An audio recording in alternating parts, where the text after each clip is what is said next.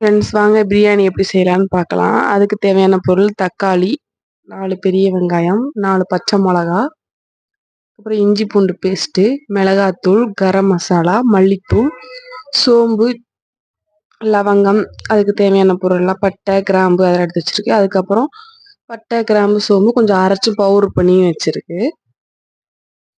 எல்லாம் புதினா அதெல்லாம் கொஞ்சம் கொஞ்சம் உங்களுக்கு தேவையான அளவு எடுத்துக்கோங்க. அப்புறம் நெய், லெமன், தயிர் அதெல்லாம் வச்சிருக்கு. அப்புறம் அரிசி ஊற வச்சிருக்கு. இன்னைக்கு வந்து சீரக சம்பா அரிசியில தான் செய்ய போறோம். அதுக்கு அரிசி ஊற வச்சிருக்கு. குக்கர்ல வைக்கல அம்மா. சரி அடுப்புலயே வச்சிடலாம் வெளியில சட்டியில அப்படி வச்சிடலாம் அப்படின்ட்டு. ஏன்னா குக்கர்ல வச்சா லைட்டா அடி பிடிக்குதா சாப்பாடு வேஸ்டா போகுது. இதெல்லாம் நம்மளுக்கு தெரியும் அப்படின்ட்டு இதுலயே வச்சாச்சு. ஒரு சட்டி வச்சிருக்கு. எண்ணெய் கொஞ்சம் நெய் ஊற்றியாச்சு. அதில் பட்டை, கிராம்பு, லவங்கம், பிரியாணி இலை அதெல்லாம் போட்டாச்சு.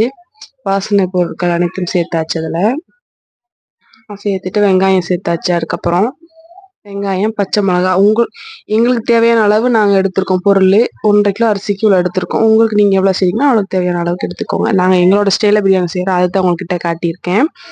பிடிச்சிருந்தா பாருங்க.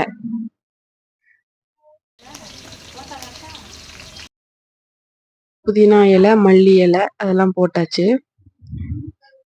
போட்டு நல்லா வதக்கிட்டதுக்கப்புறம் இஞ்சி பூண்டு பேஸ்ட்.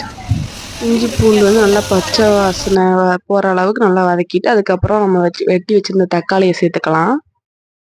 தக்காளி நல்லா வதக்கினதுக்கப்புறம் நம்ம தேவையான மசாலா அரைச்சி வச்சுருந்தோம் பார்த்தீங்களா, அந்த சோம்பு அதெல்லாம் அரைச்சி பவுடர் பண்ணி வச்சுருந்தோம் பார்த்தீங்களா, அந்த பவுடர் வந்து இதில் சேர்த்துக்கலாம். சேர்த்து நல்லாவே வதக்கி விட்டுக்கணும். அதுக்கப்புறம் கறி எடுத்து சேர்த்துக்கலாம். அந்த கறி வந்து 1 கிலோ எடுத்துருக்கோம். 1 கிலோ கறி, சிக்கன் 1 கிலோ சிக்கனும் அரிசி வந்து 1,5 கிலோ எடுத்திருக்கு. கறியை போட்டு நல்லா உப்பு போட்டு நல்லா வேகட்டும் அப்படின்னு நல்லா உப்பு போட்டு தண்ணி ஊற்றலாம். 1,5 கிலோ அரிசிக்கு நாங்கள் எவ்வளோ தண்ணி ஊற்றிக்கிறோம். உங்களுக்கு தேவையான அளவு நீங்கள் ஊற்றிக்கோங்க.